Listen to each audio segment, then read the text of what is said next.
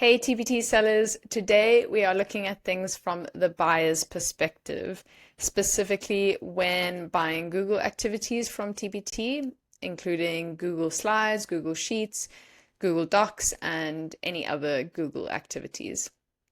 It's pretty sad when it ends up in a review like this one.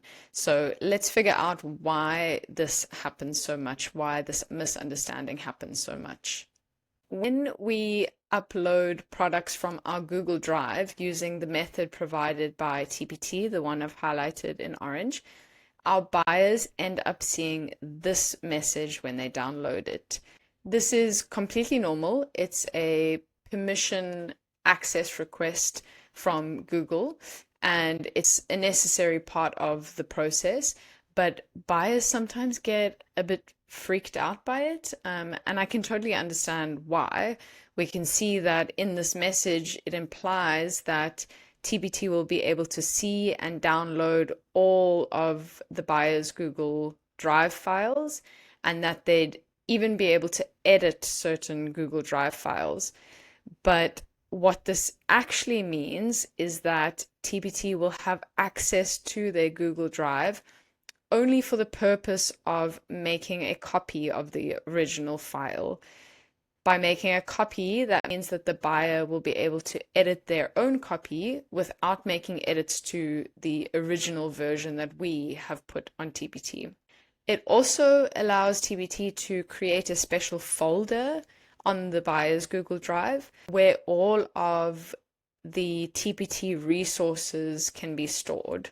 And in TPT's privacy policy, it clearly states that they will not access the buyer's Google Drive for any other reason other than these two things.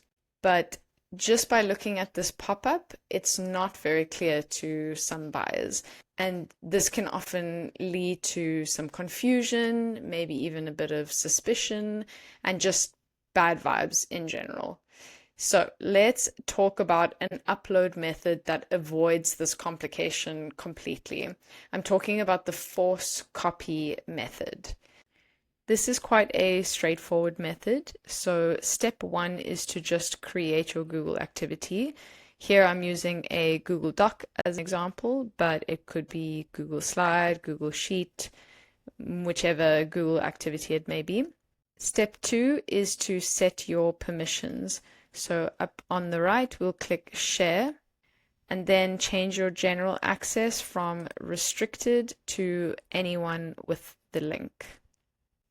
Next, we will copy the link and put it somewhere else on another document. I think I'll open up a notepad for this, and then I will paste this link. So this is the original link, and for the next step, I will need to change the link just a little bit. So highlight everything from the word edit and onwards and delete it. And we will replace it with the word copy. Now we have a force copy link, which means anyone with this link will be forced to make a copy of the original document. And that copy they can edit, they can do whatever they want with it, and it won't affect anything from the original document. Step 5 is then to put this link into a PDF document, which you will then upload to TPT as the main product. So I like to add it to an instructions manual page, and then I'll just provide sort of an explanation of what will happen when they click the link. So this is the page that they will see after they click that link, and you can see that it's much less intimidating. There's no questions about access or permissions. All they would have to do is click the make a copy, and there they have their copy of the product. Okay, so that was just a quick rundown of the force copy method.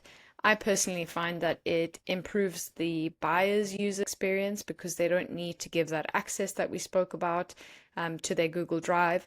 And it also improves my experience because I get less questions and less reviews about file format and access difficulties. Thank you for joining me today. I hope that you learned something new. As always, I invite you to sign up for our free weekly newsletter where I send the top 10 trending keywords for TPT every week. Alternatively, if you'd like to take TPT SEO into your own hands and then grow your store, you can go to teachersboost.com to try all of our SEO tools available. I'll see you next week with a new video for TPT sellers. Bye.